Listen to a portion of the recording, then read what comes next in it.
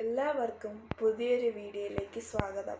ഇന്ന് നമ്മൾ പരിചയപ്പെടാൻ പോകുന്നത് പൈക്കോ പ്രസിദ്ധീകരിച്ച പൂമ്പാറ്റ അമർ ചിത്രകഥ മഹാഭാരതം. മഹാഭാരതം 42 ലക്കങ്ങളുണ്ട്. അതിലാദ്യത്തേത് വേദവ്യാസൻ. വേദവ്യാസൻ പറഞ്ഞ് ഗണപതി എഴുതിയതാണ് മഹാഭാരതം. അടുത്തത് ഭീഷ്മശപഥം, ഭീഷ്മരുടെ ശപഥം. അടുത്തതായി കൗരവോൽപ്പത്തി, കൗരവരുടെ ജനനം. അടുത്തത് പാണ്ഡവർ ഹസ്തിനപുരത്തിൽ.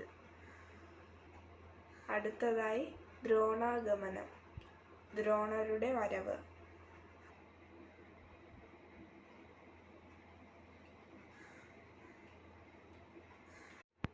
എല്ലാവർക്കും പുതിയൊരു വീഡിയോയിലേക്ക്